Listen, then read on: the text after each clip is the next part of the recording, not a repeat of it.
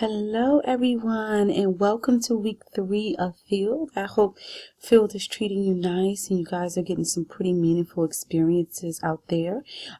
Great, so let's just dive right on. I got a chance to grade all of your week 1 assignments, and we'll be sure to have week 2 assignments to you by this Sunday as well. I was really impressed with the work you guys provided and got a chance to hear that you guys are doing some pretty awesome work in different parts of the field, whether it's substance abuse, child therapy, and trauma-focused therapy.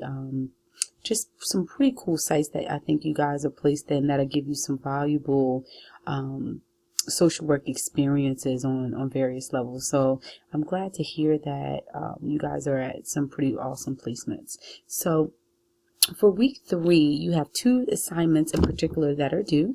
The first one is your written assignment, and this one is actually about 2 different readings where you're going to read through chapter 8 and chapter 6, where you're going to actually talk about the agency context of practice. So this is where you're going to review your agency's official mission statement.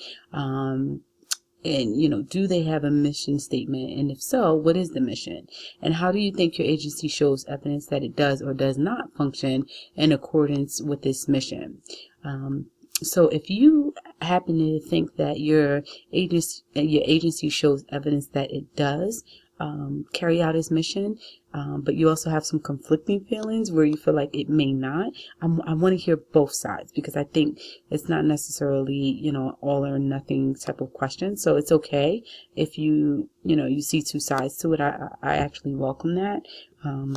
Because it allows you to process and feel like you can be honest about it. And then what, if any, recommendations would you make for improvement around the mission? So the next part that you're going to read is chapter 6 around personal safety. And you're going to answer the 2 questions. The first one is what agency policies and procedures are in place to ensure personal safety and reduce risk to agency employees and clients. So this is big for a lot of you guys in so many different avenues of the field. And so for me, I can give you an example in case you're like, well, what does that mean? What is she looking for? So I work with students who have intense behavioral, mental health, and emotional needs. And so there are times where they may get aggressive. And so we go through something called a crisis prevention intervention training.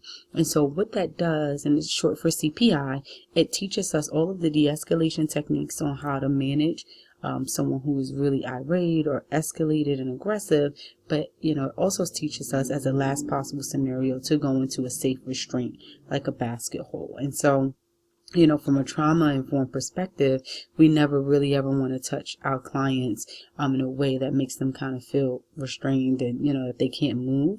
But then, we also understand it from a safety standpoint.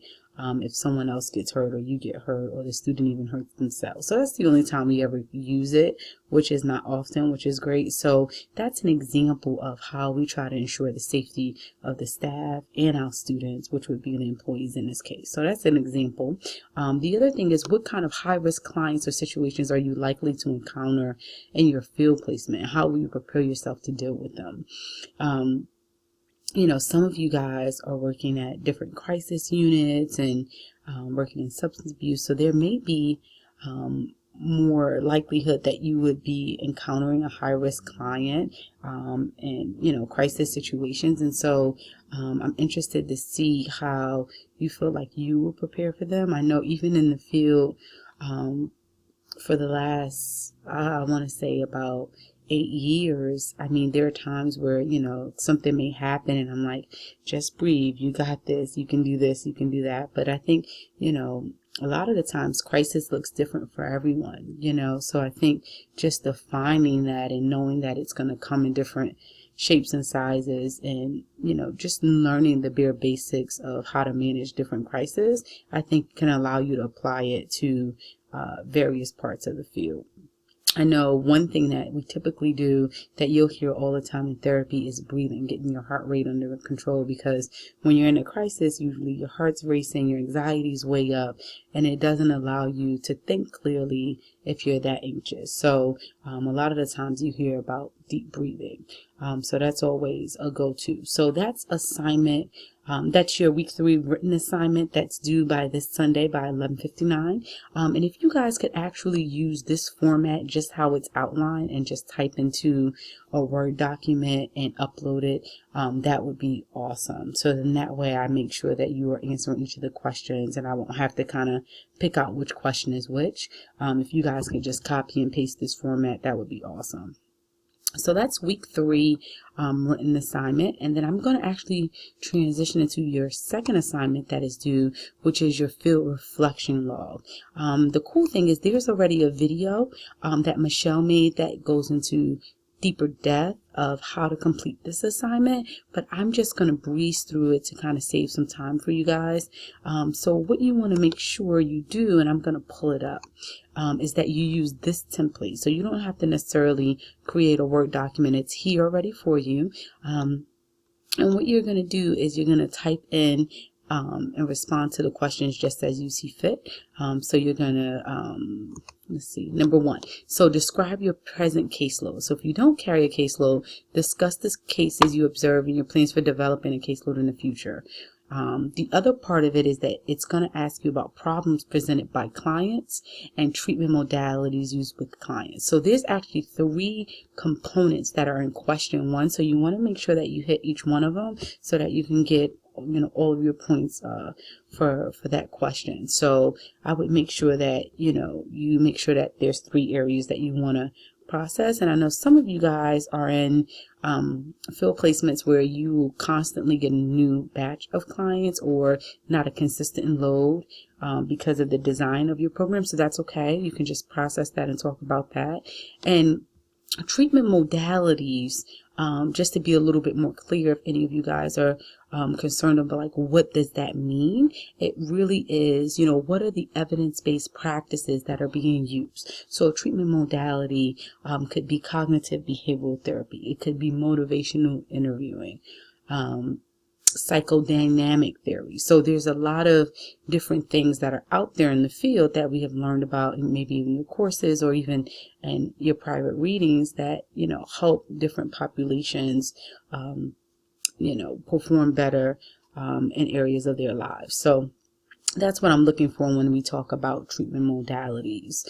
So for the second part, it says describe other field agency learning activities that you're taking part in. So this is kind of self-explanatory, but any trainings, professional developments, study groups, staff meetings, or clinical case reviews. I want to hear about that.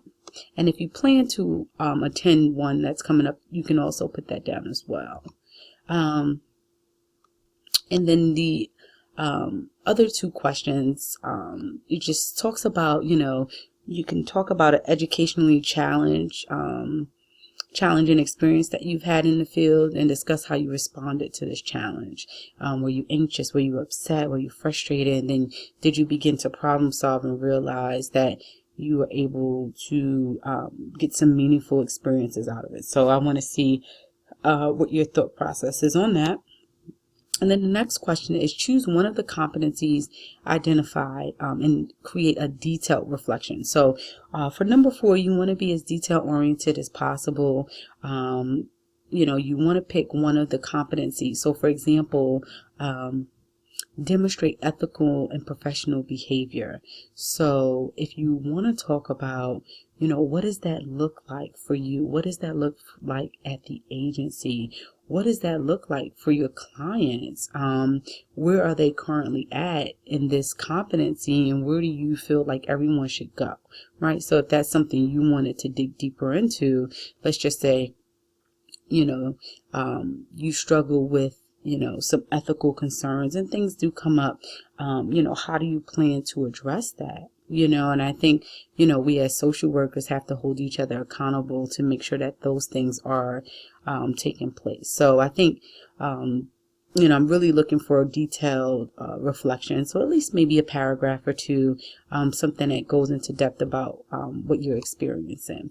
And then number 5 is describe supervision you received in the last reflection. So even if you talk to your field instructor via phone or emails or however you guys have been communicating, what has that been like for you? So let's see. So those are your questions for your field reflection of student learning. So we'll do this a couple times throughout the school year, at least 2 more times after this one.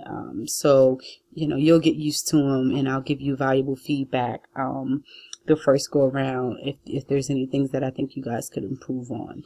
Okay, and so those are your 2 assignments that are due by this Sunday at 11:59.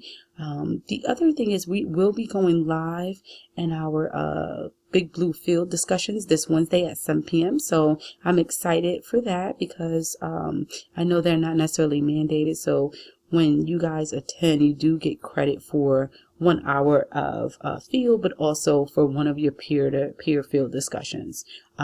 So if this is your second one, you already are 2 into your peer-to-peer discussion, so you would only have 3 more left to go, which is awesome. So if you haven't been attending the live field discussions but plan to, that's fine too. And then you can also do your peer-to-peer discussions in written form as well. So the first initial post is always due Thursday, and any follow-up posts are on Sunday. Okay, and then I also posted a link. I attached your field discussion timesheets. I know I had a few people reach out and ask for those, so I do have that for you. I apologize for the delay. It wasn't in the place that I was hoping it was, so I found that. So I hope you guys have a great week. Please do not hesitate to reach out to me with any questions or concerns. All right, thanks. Bye.